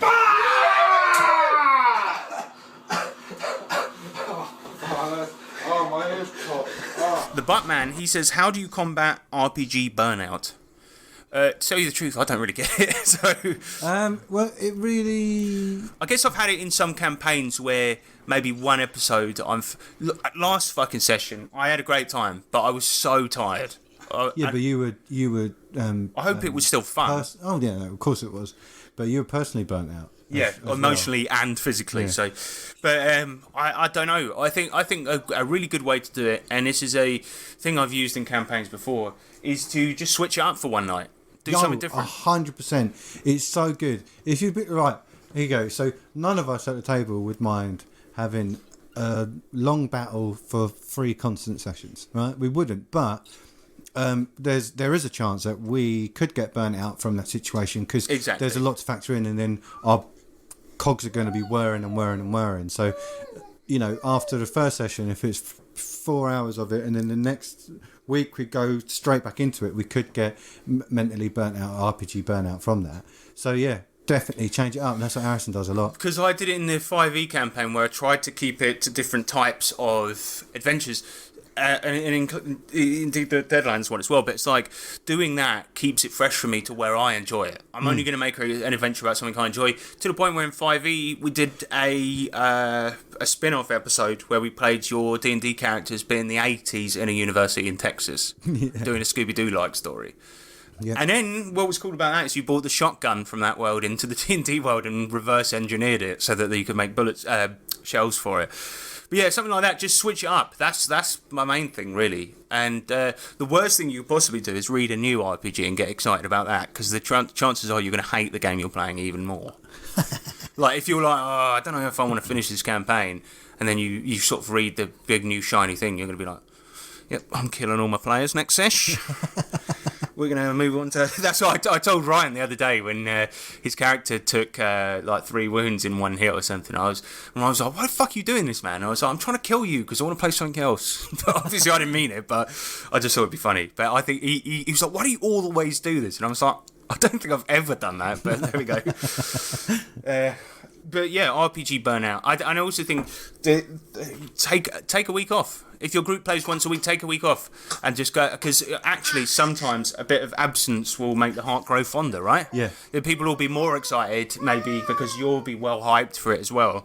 But yeah, no, I think Ace comes in with the next question, which is the best question. Stat your fellow podcasters, please. For James's birthday, his partner, who's a man.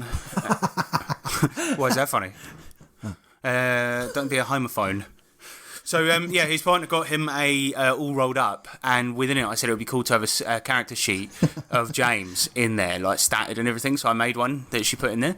And I did think when I was doing it could get quite nasty. It could. So I put all James's stats as 18, because I was like, I know it could get offensive. So let's do Nick first. We're statting him. D&D stats, right? Strength. It's got... Strength. It's got to be low. No, wait. Nick's a trained weapon. He's a trained martial artist, but do you remember that one time we asked him to show off a kick? Yeah. His body creaked like it was very, very old. Yeah, it was like an old shit. Snapped. So I think low strength. Dex, he's been jogging recently. He's probably quite high. Yeah, I'd say so. I think intelligence. No, Nick's quite intelligent. Is he? No, he is. See, this is what I'm saying. It's like all we're going to do is be offensive here. But let's. He's got high wisdom because he comes from. No, see, I'm trying to just like be nice about it, but we got to be real. No, but he has got high wisdom. Do you reckon? Okay, high wisdom. So he's got low strength, medium dex, high wisdom, somewhat high intelligence, charisma. Probably 18, straight 18. Oh yeah, Nick is very charismatic. And if you've ever seen him drunk as well, that's like a +2 bonus. Yeah. He gets really belligerent. But sort of talking about edges and hindrances, I think he would have a hindrance where he cannot tell the time and he's late to everything. He's either late to everything or he cancels everything. Right? Where's the alien game, Nick? Give us the alien game. He's inherited his Merv the Swerve from his granddad. That's right. So that's Nick. As for fighting abilities, I reckon he'd have like 1 point in ninjutsu because that's what he used to do. Yeah. Right. Do you reckon that'll be it? Yeah, that'll be it. He'd have 1 point because I reckon he'd have a good taunt. He'd be a level 1. Oh yeah. He'd have a good taunt skill if he's drunk. Because you remember him talking about bloody Doug Kovacs when he's like, "Oh, does he think he is? He's done one cartoon," and he because Doug Kovacs was the MC at an auction that we went to. I do like how vocal Nick gets when he's drunk. Yes. Get him on the right wavelength. So James, I reckon for you, we go high strength because you lift. You lift. You lift, bro. You lift, and you're a drummer, so you're quite muscles. Quite muscly. Yeah, you're quite muscly. I reckon Dex low. Yeah, I'm not that Dex. Because you're quite large. If that picture I have is to be believed. That's an old one. Yeah. So it'd be. Would you reckon? We didn't do Constitution for Nick. I reckon low because he gets very drunk very quickly. James, your Constitution's got to be high because you drink a lot of gin. Yeah, but it depends because I can drink like 3 pints of beer and I'm fucked. But gin I can drink fucking copious. Actually, no, there's a limit, but I just I don't know what the quantity is. I just have to feel it. What about wisdom? As an Asian man, I'm meant to be wisdomatic, but I'm not wisdomatic. No, you can't even grow a long mustache that goes down like a wise man. No, I can't even grow what would show me as being wisdomous. So yeah, that's got to be low. That's pretty Charisma, low. I reckon, quite high. Yeah. You're a musician. You're very arrogant. Oh yeah, I can do that. Right, so as for like fighting abilities, hindrances, things like this, I think your hindrance would be low heat resistance. Because James, if there's any slight heat, he complains about getting prickly heat. Oh yeah, I haven't known that for a while, but it's like a hay fever reaction where my body feels prickly. And I'm thinking, I'm trying to think of like, I think there's got to be some sort of unlucky hindrance. Right, for several reasons, because you're the only person I've ever known that has been running with their mouth agape in an expression of pure joy, only to find that you've eaten a butterfly. Yeah, butterfly goes home. And I once saw you fall off your bike in a pretty spectacular way and smash your head onto a curb. Yeah, and I definitely was knocked out, but didn't realise. And this is quite dark. But in a very short space of time, your house burnt down and your mother sadly passed away. That's pretty unlucky. Nice. And your budgie died in a pint glass. Of water, yeah. So, I mean... Our neighbour's house. Yeah, you'd have the unlucky hindrance. You start with 2 bennies per session. That's pretty good. I think that's pretty up there. What about me? If you say anything bad, I will fuck you up. Well, strength... What do you think? Well, I think we know the answer to that one. I think all the physical stats are going to be very low for me. No. I reckon so. I reckon your dexterity would be quite high. That's true. But I've got good reflexes. Would be sort of mid to low. Definitely low. I reckon I'm about a 3 out of 18. And then I think wisdom. I would say your wisdom is quite high. Oh, thanks, man. But your intelligence. Wait. Well, no, that's got to be low because I've got like the bad memory problems. No, but that would be a hindrance. Yeah, maybe, but I also think it would be about if we're just talking stats, it'd be low intelligence. But also, then I would have the clueless hindrance, like something like that, like where I've got a shitty, like I just can't recall facts. Like that's gonna be it. Also. Oh, your charisma, probably because you're awkward socially, would be fairly low. Oh, low. That would be low. But then you'd have the if we could bring edges into it, you would have something to help your charisma because when you drink, you're fine. That's true. That's and when I'm on the podcast, I pretend to be more charismatic than I really am. I would never speak to anyone in the way that I speak on here. And, I mean, like put it this way. For example, good scenario in an RPG, right? The upstairs neighbours are making noise. Yeah. My wife's telling me to go up there and say something. I don't want to because I am so awkward and I'm not that fussed about it. I'd rather have a sleepless night listening to their rubbish music than go up there and say something. So I definitely low charisma. Yeah, that's a fact. Constitution, I think, would be low as well because I have about 50 different ailments at any given time. Which is quite, because like my wife often says you've got, and I think I might be a hypochondriac, but she's like, you've got every disease on the planet, like you're worse off than me because I get daily migraines, I've got RSI, I've got memory problems, I've got IBS, I've got DVD, got HD TV on the rack. Hindrances and edges. I think my fighting ability, I think I'd have the dodge edge. Yeah, because that's your dexterity. I'm good at dodging stuff. Because James Tomasson, when we talked about it before, when we went up to a hill and fought each other for a laugh during lockdown. I mean, yeah, he's dead. I've killed him.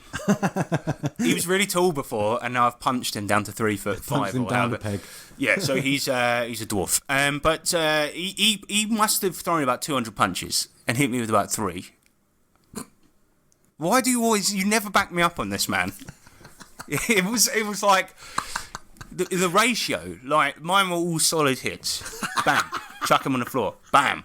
But he's going mental like a little gnome, and I'm fucking dodging. Woo! I'm dodging all of them, left, right, and centre. But I think hindrances.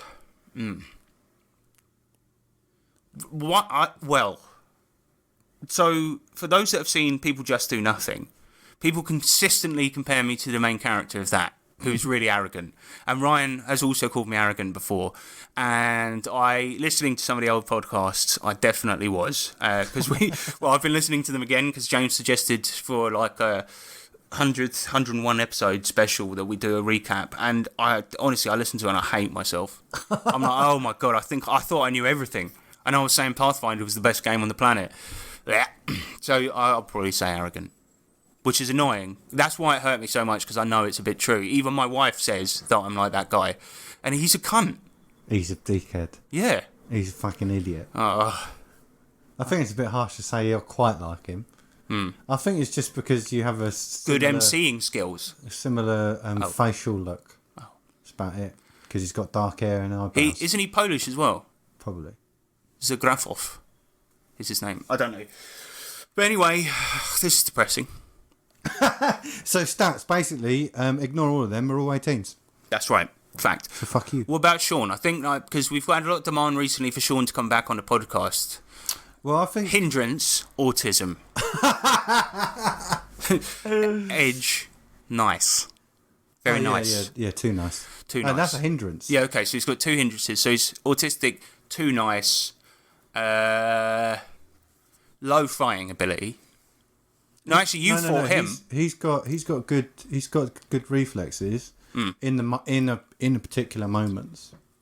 Yeah, because sometimes like when you can creep up so easily on Sean in comparison to say, if you caught something out of the corner of your eye, you'd react quicker. Sean would just go, ah! But it's like a second delay between. Yeah. There's a great. If you type in on YouTube, the montage begins. You'll find there's a YouTube channel. It's only uploaded like 3 videos, but the YouTube channel is called Popo John, and it's a video of Sean coming out the bathroom and him scaring Sean. And I will use that as a jingle, in this podcast, definitely. Yes. But yeah, he's easy to scare. So he's got 3 hindrances so far. Edge. Oh yeah, edge is quirk, hindrance, cannot hold a pool cue right. but he really does well. He's quite good at pool. Yeah. So I think that would be his edge. Pool player, Pool hustler. pool hustler. And also conspiracy theory corner. Yeah, so he would have knowledge D10 conspiracy, like bogus conspiracy theories that he thinks are real. Knowledge D10. Yep. But yeah, Other than that, all 18s. all 18s, obviously, all 18s across the board. Now, if we were to stat the listeners, solid ones. All of them. They only have D1s, Mobius strips. So every time they roll is a critical fail. That's right. That's you, right. bitches. Fuck you. We should be nicer to the listeners. Okay, all 18s plus 2. Yeah, fine, whatever. All right, well, thank you very much for the questions. This has been a bit of a mental episode because I'll try and edit it in a way that seems like it's good. But Jesse's been in the room. He's been very distracting and adorable. So, yeah, hopefully it's good. But let's do an outro, shall we? Yeah. I like killing things, and I like kicking things in the ass. So if anyone keeps going on about how you can negotiate with the fucking geckos, I'm gonna whoop your ass out of here! So, what do you reckon? Was Island Boys or Isle of Dread a hit? I feel like it was a miss. It was really enjoyable to listen to the sound bits. But as a quiz, it's not getting picked up by the BBC anytime soon. ITV, BBC, Channel 4. At least ITV, come on. No, they've got a new one out. It's pretty good. The 1% Club. I actually thought that looked quite good. Yes, it's pretty good. It's hosted by, is it Lee Mack? Lee Mack. Yeah. What, is he a French bloke? Lee Mack. It's Le Big Mac. But yeah, I hate TV quiz shows, man. They suck. That's a good one. All Definitely worth it. Cool. Good to know. Good. If you want to contact us, 3trpgpod@gmail.com. Yep. Sling us a buck. Sling us a buck at Patreon. Search up the 3TRPG podcast. There are many tiers and many tears in the other way as well. Yeah, that's it. Also, you can contact us somewhere else, can't you? Oh, Discord. Discord, yeah. Yes. You can Discord us about. And then you can find us on loads of platforms. Oh, special mention is that we are now on Audible. Yeah. So those of you who use Audible, you've got a back catalogue that you can download. And Who was responsible for that? Was it you? Yeah, pretty sure it was. Thanks, man. But it took its time. Yeah, James does all the tech stuff for us. So, you know. If it's wrong, then blame him. Nick. Yeah, blame Nick because he wasn't here. Let's just say he did it. So we're alongside people like Louis Theroux, like Mike Tyson. Yeah. All these people that have written books. Like Jicky Gervais. Jicky Gervais. Jicky Gervais. All right, sweet. Well, yeah, that's going to be it for another episode. And I've been Harrison Hunt. I've been James Clark. I remember that D20s are cool, but 20Ds, now that's a good time. Oh, yes. Yes.